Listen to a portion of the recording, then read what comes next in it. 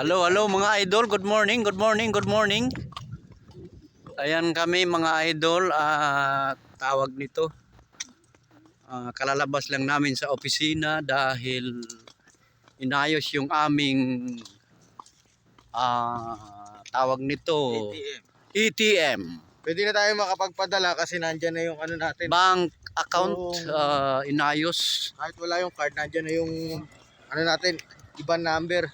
Ibang number. So ayan mga idol ang aking mga kasama. Hindi, nandyan yung ibang number. 6 kami, 6. Yan. Mga tropang Blueberry.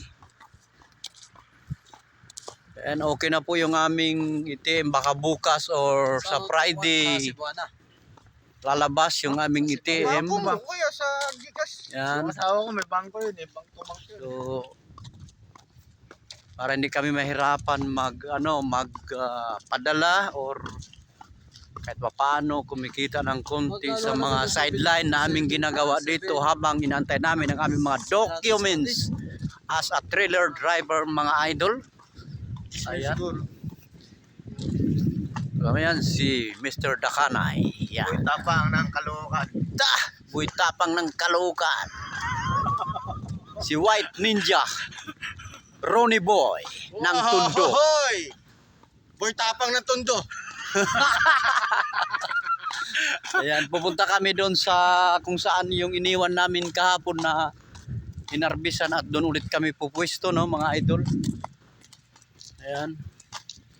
Dito lang tayo, kukunin lang tayo driver dito. Dito na lang. Ano nga pala mga idol, no may nag-ano sa akin, nagbigay lang ng tip kung sasabihin ko raw kung magkano yung halaga ng bawat isang tray.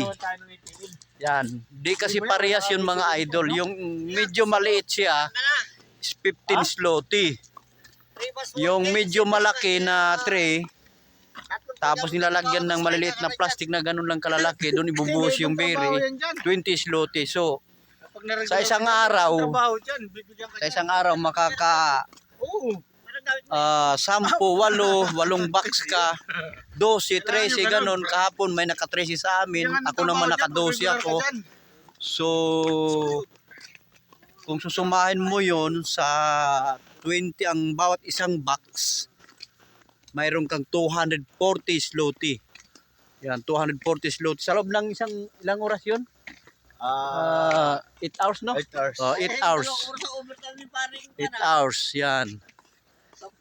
Yan, salamat sa tip idol na nagsabi sa akin. Hindi ko na babanggitin ang pangalan pero tropa ko dati sa trailer. Yan. Sinabi niya para malaman daw kung magkano yung bayad sa amin. Yan, ang bayad nun, yung mga box na malalaki 20. So depende yun sa galaw mo, kung mabilis ka mag-harvest, makakarami ka.